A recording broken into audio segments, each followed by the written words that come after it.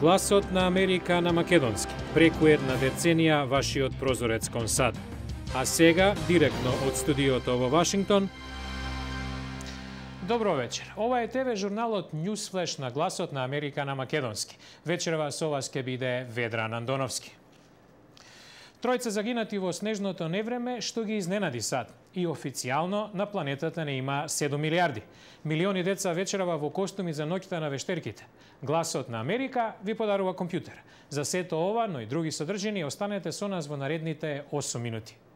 Најмалку тројца загинати, 2 милиона домови и бизнеси без електрична енергија е резултатот на неочекуваното октомвриско снежно невреме што го зафати североисточниот дел на САД. Снежниот нанос достигна дури 76 сантиметри.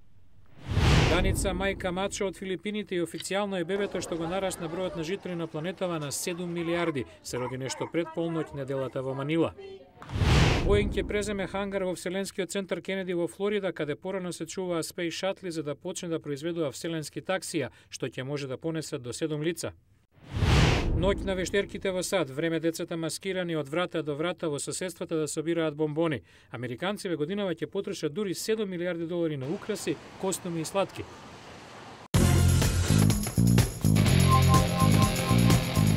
Гласот на Америка ви подарува компјутер. Кликнете ми се допаѓа на нашата Facebook страница за да влезете во избор за бесплатен iPad 2. Добитникот ќе го објавиме на 15 ноември. Се започна во парк во центарот на Њујорк, каде банкарите и трговците обично ќе седнеа за ручек. Сега го запоседнаа лица од најразлични возрасти и професии, протестирајќи против она за што се залагаат банкарите. За разновидноста на движењето Окупирај го Волл Стрит од следниот прилог. Барањата се големи и поплаки има многу. Новодојдените демонстранти во паркот Зукоти споделуваат заедничка емоција. Лути се на ситуацијата статус-кво во Америка.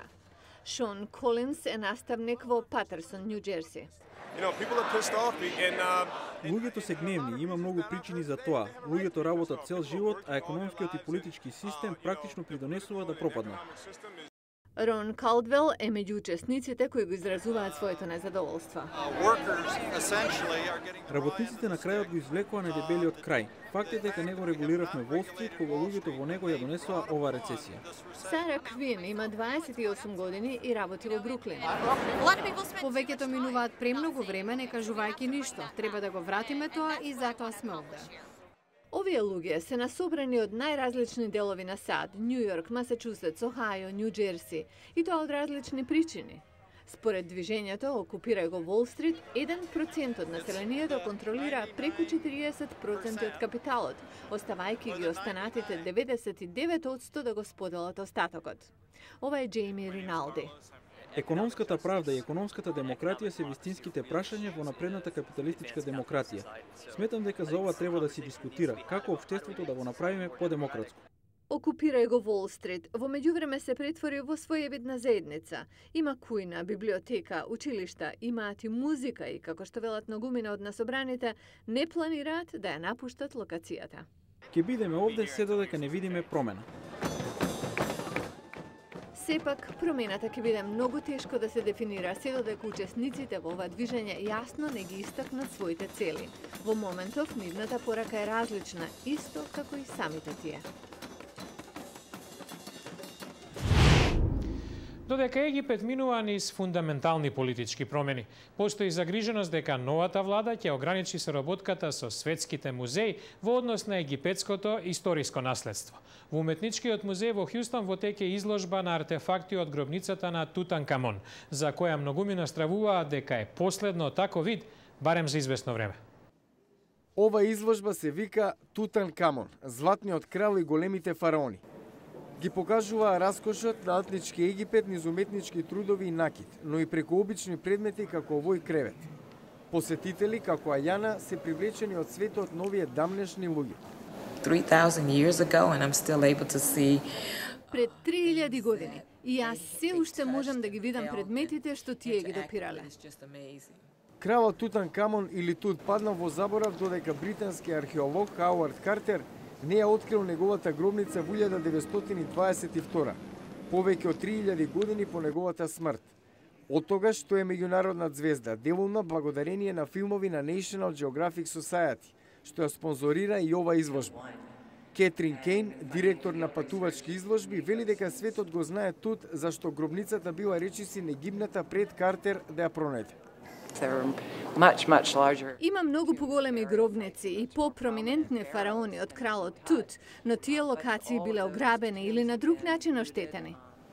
Ова изложба има експонати како примерок на ДНК од мумијата на Тут, што генетички го поврзува со египетските кралеви од кои потекнува, а тестови покажуваат инфекција на скршена нога што може да било причина за неговата смрт на 19 годишна возраст.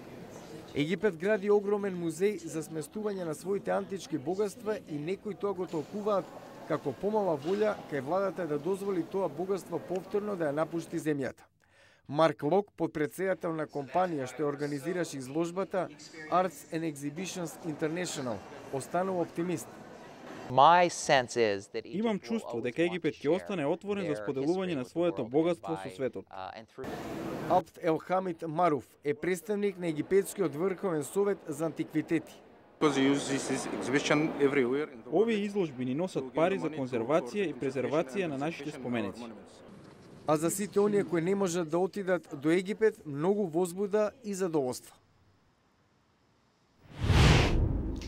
А во утрешната емисија, група верски лидери во Вашингтон деновиве појде во супермаркет од прва рака да искуси што може да се купи со владината помош за исхрана. За ова во утрешната емисија. Утре во Ньюсфлеш. Бонови за храна. Милиони во САД живеат со оваа владина помош, што сега е во опасност поради буџетските кратења. Гледате утре во Ньюсфлеш. Го гледавте Ньюсфлеш на Гласот на Америка на македонски. Вечерва со вас беше Ведран Андоновски. Не заборавајте на нашата наградна игра. Гласот на Америка ви подарува компјутер. Кликнете дека ви се допаѓа нашата Facebook страница за да влезете во конкуренција за iPad 2. Добитникот ќе биде објавен на 15 ноември. Посетете и нашата интернет страница glaснaamerika.com. До гледање.